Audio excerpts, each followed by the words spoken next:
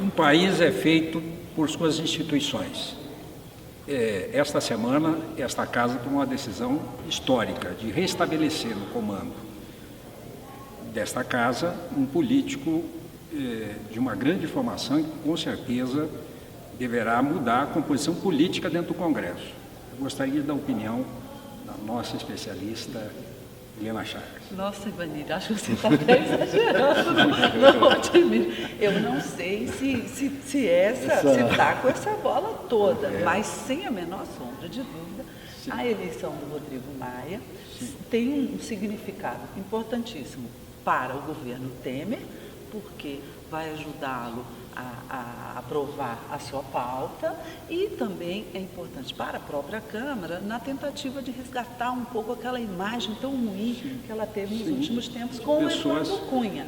Então, eu não sei o que será, difícil a gente prever o futuro. Se o Rodrigo Maia, ou do Valdir Maranhão, se o Rodrigo Maia será um bom presidente ou não, mas ele traz com ele uma história, né, de uma aliança com os partidos orgânicos tradicionais daqui de dentro do PSDB, até o PT votou nele. O discurso dele, ele lembrou todas essas pessoas né, que fizeram aqui a Câmara nos últimos anos. Então, é promissor e alvissareiro, mas eu não seria tão otimista assim. Não sei se é história. Deixa eu tentar colocar uma questão que só para contrapor um pouco esse otimismo todo. Mas você era o principal otimista, você que apontou inicialmente que ele seria um bom candidato.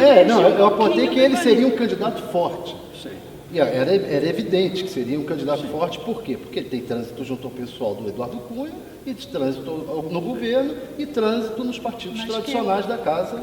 E mostrou nessa eleição que até na esquerda ele tinha trânsito. Ou seja, era um candidato forte desde o momento que foi. Agora, o que eu acho que é simbólico dessa eleição dele é o seguinte: primeiro, o DEM estava acabado.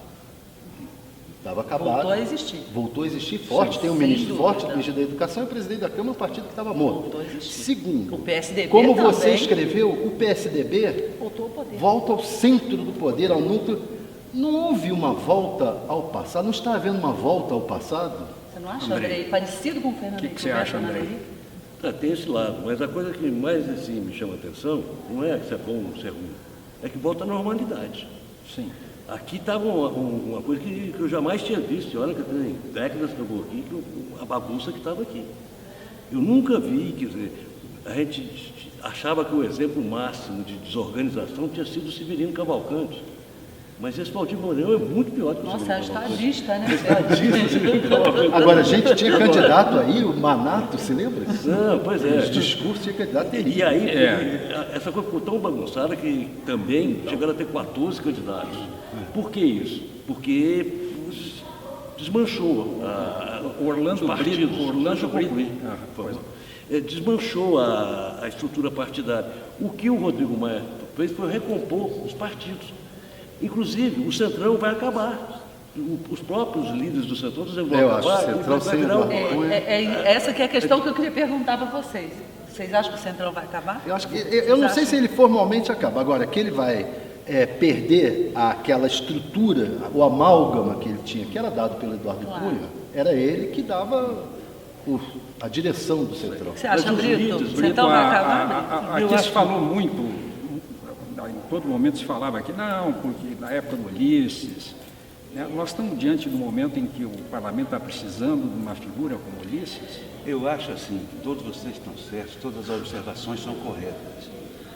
Mas o que mais me chama a atenção nesse momento, eu que estou aqui como Andrei há algumas dezenas de anos, 40. Eu nunca vi um primeiro semestre tão agitado quanto esse.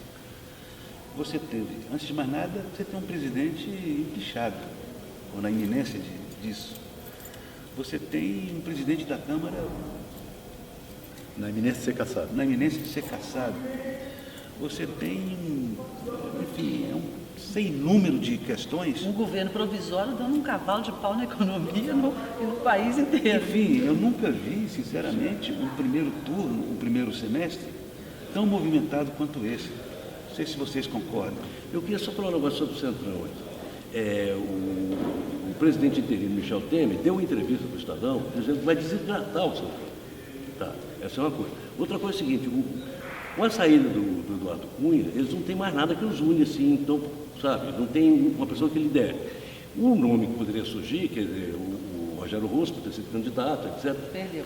Está deu entrevista também, dizendo o seguinte, tem que acabar com o Centrão. Nós temos agora que reunificar a base, são os partidos da situação. Então, se isso for feito, é uma nova configuração, quer dizer, na verdade é uma velha configuração que volta de novo a ser O tradicional. governo Temer passa a ser apoiado pelas forças tradicionais da política. Mas eu acho Qualquer que fosse o resultado, era um resultado bom para o Planalto, né? Dos dois, sim.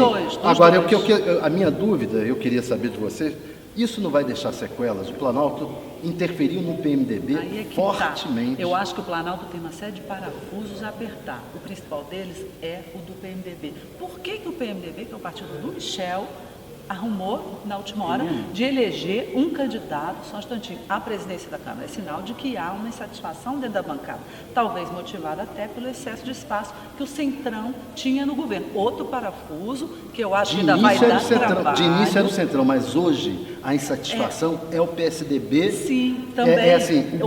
Eles concluíram, eles concluíram o seguinte, o Temer, o Gedel e o núcleo palaciano está interessado numa forte aliança com o PSDB e o DEM aqui na Câmara, e deixando o PMDB do Senado isolado. Grande. essa aliança, E sempre houve uma guerra. essa aliança aqui Peraí, dentro. está muito tumultuado. Deixa eu falar só do outro parafuso, que eu acho que é muito importante, que não é nem um parafuso, é um prego enferrujado, que é o Eduardo Cunha.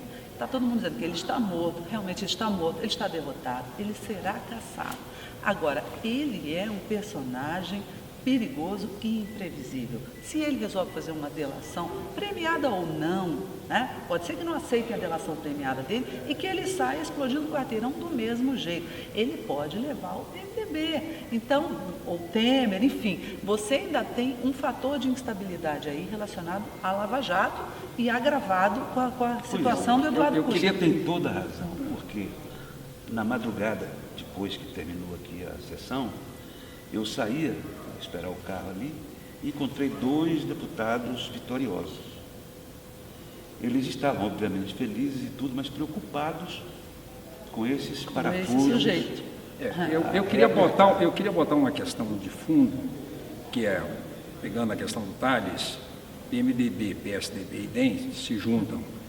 A pauta aqui dentro do Congresso, que tem para votar, isso será uma Câmara mais conservadora, no sentido de ser mais liberal, tirar alguns direitos sociais, ou continuará com o mesmo ritmo que vinha antes? A pauta é aquele programa do PMDB, Uma Ponte para o Futuro, que é um programa liberal. Conservador.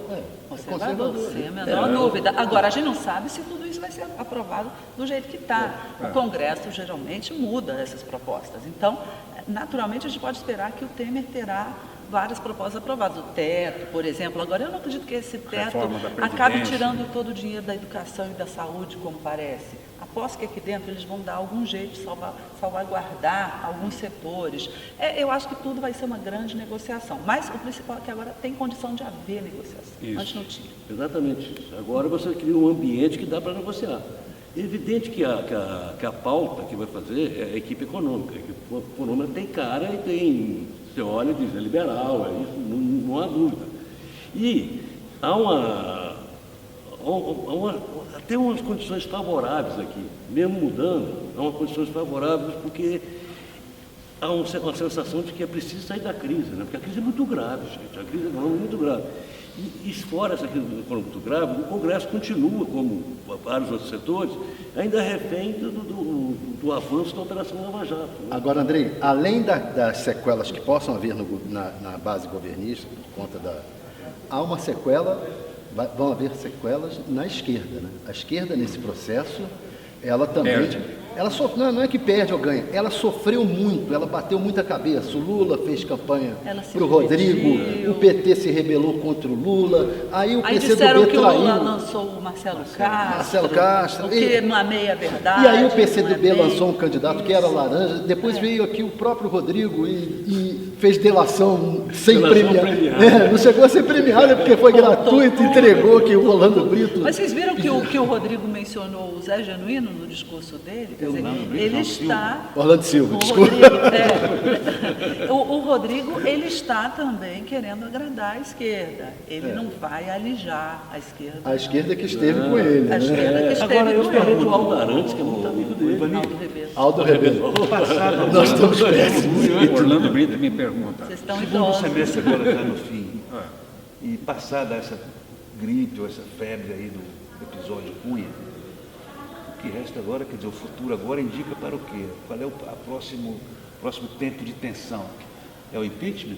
Eu acho, creio que sim. Eu acho que está todo mundo esperando o que vai acontecer agora em agosto. A partir daí, o que as pessoas querem, os agentes econômicos, o cidadão normal, quer o seguinte: elas querem um país normal, com pessoas que representem bem as instituições, que a gente tenha tranquilidade para trabalhar, um empresário para investir, não é?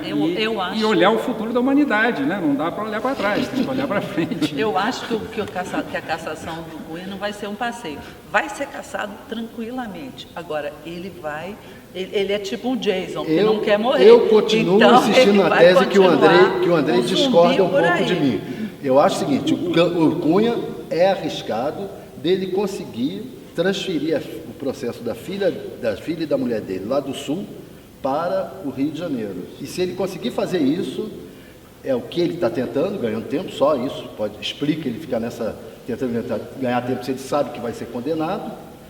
E se ele conseguir isso, é o que o establishment meio que quer, para as meninas não serem presas e ele fazer delação premiada. Vocês não acham que isso está cheirando assim, um grande finale, não? Que ele está querendo, que ele já está no final, caminhando para o fim da Lava Jato, e aí ele está querendo previu que acaba no fim do ano, talvez. a parte dele. E aí ele agora está dizendo assim, eu fiz meu papel. Agora, se vocês não mudaram as regras, vocês que se danem a corrupção Passado o continua. impeachment, como o nosso companheiro aqui está dizendo, todo mundo quer pacificação, né? E vamos passar a régua, quem ficou para trás ficou, mas e não vamos pegar mais ninguém para Isso frente. aí. Exatamente. medidas aqui apresentadas por 2 milhões de assinaturas de corrupção, a pressão é nesse sentido. É porque o Congresso era para ser de urgência, já estão tirando a urgência, porque aí avança na legislação o que os procuradores, Polícia Federal e o Judiciário estão dizendo que falta para criar um arcabouço. É isso que eles jurídico querem para agora, isso. que tem muita lei complicada sabe- e que essa casa aqui jamais tem que vai se votar terminar isso. isso. Você sabe uma coisa Tem que que me acabar. chama- Perfeito, então a Nós pauta é estamos falando longa e demais. a semana só no uma última Congresso. observação. Uma coisa que me chamou muita atenção aqui nessa eleição, que pela primeira vez, desde que o PT existe, não apresenta um candidato, né, à presidência da Câmara. Impressionante.